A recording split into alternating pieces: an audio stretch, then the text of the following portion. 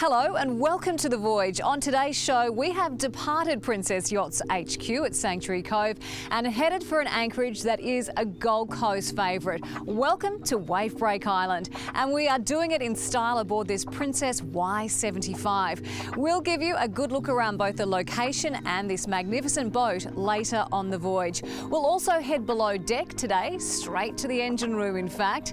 Scott is going to take us through a few routine maintenance checks that everyone should do before leaving the marina. We've given our chef the day off today, so instead we'll be ordering room service. Wondering what I'm talking about? Well, you'll be able to find out a little later in the show. It's not long now until the Sanctuary Cove International Boat Show, and Princess Motor Yachts will be there in force.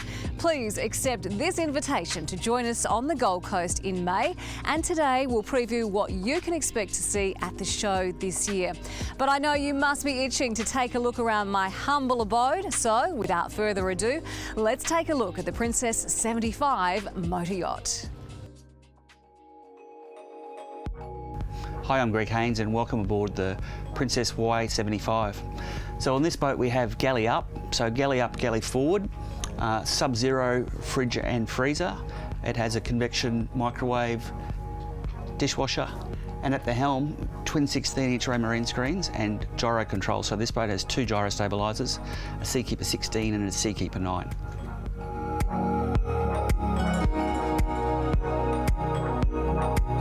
So the Princess Y75 has a private entrance to the master cabin below.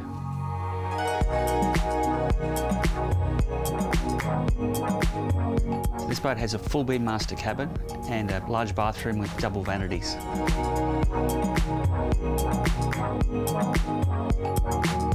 So for forward accommodation we have a double cabin to port, a queen size bed to starboard, and come forward to the VIP.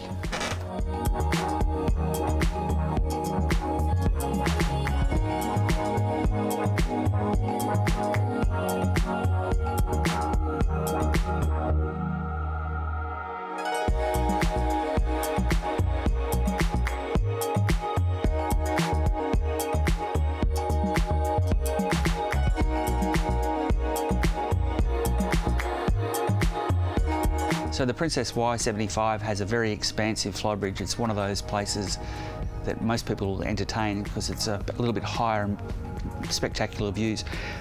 It's got a repeat helm here with two 16-inch screens, a bar here with refrigerator, ice maker and a barbecue, and then aft it has a hot tub, and you can even press a button and the TV folds out of the roof, or you can watch a movie on a Saturday night from the hot tub.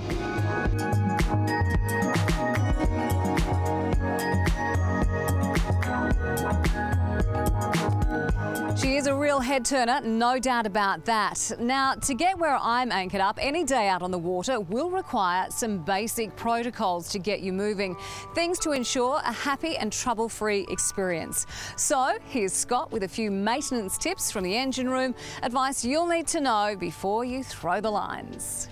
Hi, it's Scott from Princess. Today we're going to run through a few pre-running engine room checks on a Princess 52 with Volvo D13 engines. We're going to check the engine oils, the engine coolants, the seawater strainers and the seacocks, and just run you through how you do those checks quite quickly and easily. Okay, so with the Volvo engines, the dipstick's this red stick here, and then we pull it out, check the levels down here. If it needs a bit of oil, obviously you top it up through the oil fill. If you do need to top up the engine oil or coolants or any of the fluids in these engines, the manufacturers are very, very fussy about what oil and coolant goes in the engine. So make sure if you've got a Volvo engine, you buy Volvo oil and Volvo coolant. So this is the Volvo coolant cap here. So obviously we always do this when the engine's cool. Pull the cap off, have a look in there, make sure you can see the coolant level.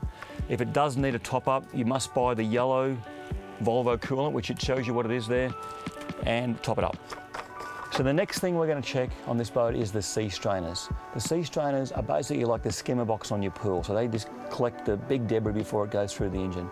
To check those, there's a glass top we can see in there to make sure that there's no contamination, but if there is contamination, we need to turn the seacock off first, which I'll show you in a minute. Remove these 4 bolts, pull the basket out, clean it out, exactly the same as your pool, hose it, put it back together and put the cap back on again. As part of the 3 monthly maintenance program on these boats, what you should be doing, or somebody should be doing, is cycling all the seacocks in the boat. It's quite simple. Gain access to them, grab the handle, turn them all the way off 90 degrees and all the way back on again to make sure that if you ever have to turn them off, they do operate. Okay, the last piece of the engine room pre-running check is basically a good visual check. Have a look under the engines, make sure there's no water in your bilges, make sure there's no oil dripping or no unusual smells, so diesel smells or things like that. So if you do find some unusual contamination or some oil dripping out of the engines, just contact the people who maintain and look after your boat. Thanks, Scott. Some very handy advice there. Now, I'm not sure about you, but I don't really feel like heading to the galley and cooking tonight. Did you know that the Intercontinental Sanctuary Cove Resort has a great new service on offer? And you don't even have to leave your yacht to indulge.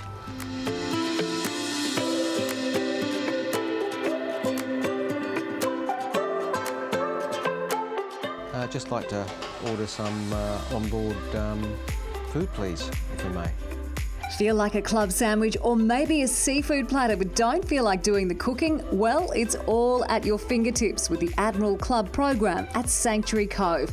The concierge service offers everything from onboard meals to laundry pickup and returns, rounds of golf and buggy transfers, all in conjunction with the Intercontinental Resort.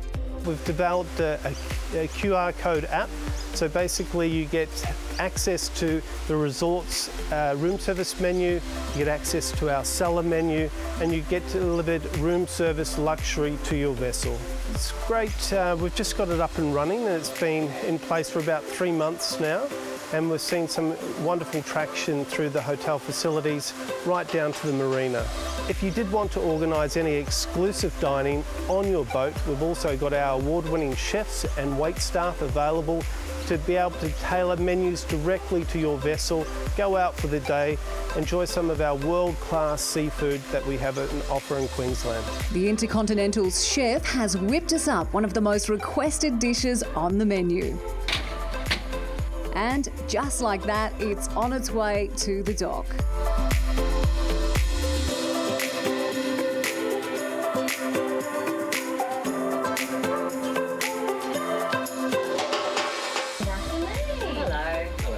Room service here for you.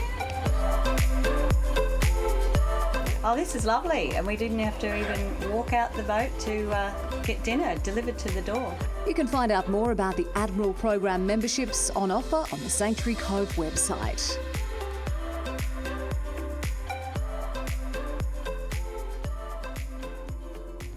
Welcome back aboard our Princess Y75 and thanks so much for joining us on the voyage. Well, as I mentioned earlier, the Sanctuary Cove International Boat Show is almost upon us. Greg Haynes is dealer principal of Princess Yachts Australia and he's here to have a chat about it. Well, the boat show is back in force this year. It should be a great event. What do you think is going to make it a standout this year?